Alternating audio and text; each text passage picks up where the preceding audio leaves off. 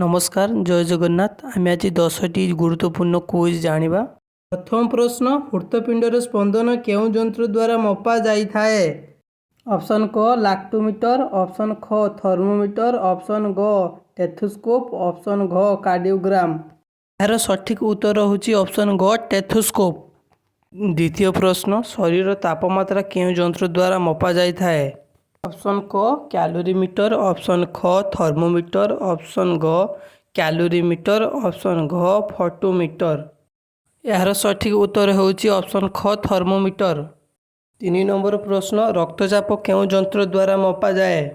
Option क पिरोमीटर, option ख मानोमीटर, option ग पालारीमीटर, ऑप्शन घ स्पिग्मोमोनोमीटर। यार सठिक उत्तर होची ऑप्शन घ स्पिग्मोमोनोमीटर। 4 नंबर प्रश्न दूर वस्तु को निकट में देखिबा पई केउ यंत्र व्यवहार करा जाइथाए? ऑप्शन क बायनाकुलर, ऑप्शन ख थर्मोकपल, ऑप्शन ग माइक्रोस्कोप, ऑप्शन घ पिरोमीटर। यार सठिक उत्तर होची ऑप्शन क बायनाकुलर। 5 नंबर प्रश्न क्षुद्र वस्तु को बृहत रूपे दर्शाउथुबा यंत्र नाम कौन? ऑप्शन क टेलीस्कोप, ऑप्शन ख स्टेथोस्कोप, ऑप्शन ग माइक्रोस्कोप, ऑप्शन घ आमीटर।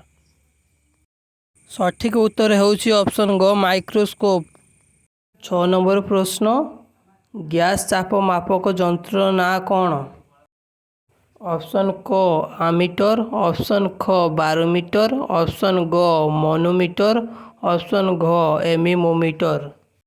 यार सठिक उत्तर होची मोनोमीटर। 7 नंबर प्रश्न पानी तले तैल संपद अनुसंधानकारी यंत्र ना कौन? ऑप्शन क फोटोमीटर, ऑप्शन ख गाभेमीटर, ऑप्शन ग गालोभानोमीटर, ऑप्शन घ भिस्कोमीटर। सठिक उत्तर होची ऑप्शन ख गाभेमीटर। 8 नंबर प्रश्न वायुर वेग केउथिरे मपा जाए?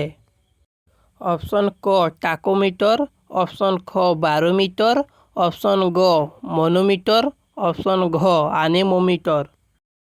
सठिक उत्तर होची ऑप्शन घ आनेमोमीटर। 9 नंबर प्रश्न वायुर चाप केउ यंत्र रे मपा जाए?